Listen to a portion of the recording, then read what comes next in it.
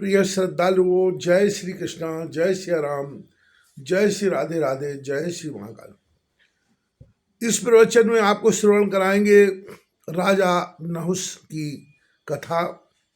एक समय वृत्तासुर को इंद्र ने मार दिया। इसके मारने से ब्रह्म हत्या इंद्र के पास आई और बोली कि तूने वृत्तासुर विप्र को मारा है, अतः मैं विप्रत्या तुझको दंड देने तेरे पास आई। विप्रत्या के भय से इंद्र अपने राज्य को छोड़कर भाग गया और मानसरोवर में कमल की नाल में छिप गया। इंद्रासन को खाली पाकर 100 यज्ञ करके अयोध्या का राजा नहुष इंद्रासन पर बैठ गया और इंद्रलोक का राज्य करता हुआ विषयों से आसक्त अनाचार करने लगा। उसके अनाचार के भय से इंद्राणी गुरुदेव बृहस्पति के पास गई और अपने घबराने का कारण बताकर रोती हुई कहने लगी कि हमारी आप रक्षा करें, मैं आपकी शरण में हूँ। बृहस्पति ने कृपा करके ब्रह्म हत्या के पाप को, जिसके कारण इंद्र भाग गया था, वृक्ष, पृथ्वी और स्त्रियों में बांट दिया और इंद्राणी से कहा कि अब इंद्र को बुलाओ, वह राज्य करें। इंद्र को ढूंढने का प्रयत्न करने पर भी उसका कहीं पता नहीं लगा। तब इंद्राणी घबराई हुई अचानक उसे नारद जी के दर्शन हुए। वह नारद के पैर पकड़कर रोने लगी। तब नारद ने उनका दुख जानकर कहा कि तेरा पति मानसरोवर में छिपा है। नारद के बताए हुए स्थान पर जाकर इंद्राणी अपने पति का नाम लेकर विलाप करने लगी। तब इंद्र से रहा न गया। वह कमल नाल से निकलकर इंद्राणी के पास आया। इंद्राणी ने उसके चरण स्पर्श किए और कहा कि गुरुजी की कृपा से आपका पाप नष्ट हो गया है, आप घर चलकर राज्य करो। वह बृहस्पति के पास इंद्राणी के सहित आया।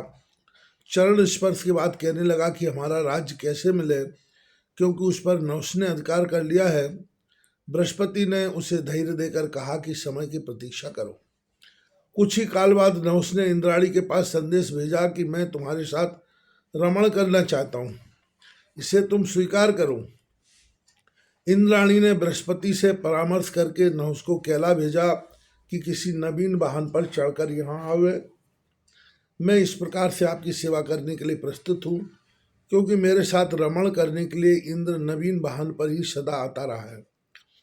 नहुष कामातुर होकर नवीन सवारी की चिंता करने लगा। इतने में बृहस्पति ने शारदा को नहुष की बुद्धि भ्रष्ट करने के लिए भेज दिया। उसने नहुष की विमल बुद्धि को मलिन कर दिया। तुरंत ही उसने अपने सेवकों को आज्ञा दी कि शीघ्र तपस्वी विप्रों को पकड़ लाओ। वे सप्त ऋषियों को पकड़ लाए। उन विप्रों को शिविका में लगाकर उसी पालकी में सवार होकर नहुष इंद्राणी के पास चल दिया। विप्र पालकी ढूंढा क्या जाने, वे धीरे धीरे जीव जंतुओं को बचा बचा कर चल रहे थे। राजा कामातुर होने के कारण बहुत जल्द इंद्राणी के पास जाना चाहता था। उन विप्रों की मंद चाल पर उसे क्रोध आया और उसने अपनी लात की ठोकर मारकर सर्प सर्प अर्थात जल्दी चलो कहने लगा। नहुष की इस धृष्टता से क्रोधित होकर उन ऋषियों ने उसे शाप दिया कि तू सर्प हो जा। यह सर्प होकर पालकी से नीचे गिर गया और इंद्र समय पाकर फिर अपनी गद्दी पर आसीन होकर राज्य करने लगा। इस तरह हे धर्मराज, आपके कष्ट अब समाप्त हो चुके हैं। अति निकट में आपको राज्य प्राप्त होगा, जिससे आपको तथा आपके भाइयों को अपार सुख मिलेगा। इस तरह भगवान श्री कृष्ण ने युधिष्ठिर को धैर्य दिया। इसके बाद महाराज ने सभी नरेशों को संबोधित करते हुए कहा कि आप सभी सज्जनों से प्रार्थना करता हूँ कि हमें अब क्या करना चाहिए।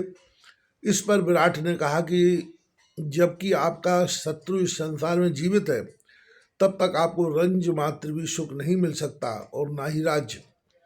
इसलिए शत्रु से युद्ध करके उसे नष्ट कर देने के लिए तैयार हो जाना चाहिए। द्रुपद नरेश के पुत्र धृष्टद्युम्न ने इसका समर्थन करते हुए कहा कि अभी एक अंतिम दूत और कौरवपति के पास भेजना चाहिए।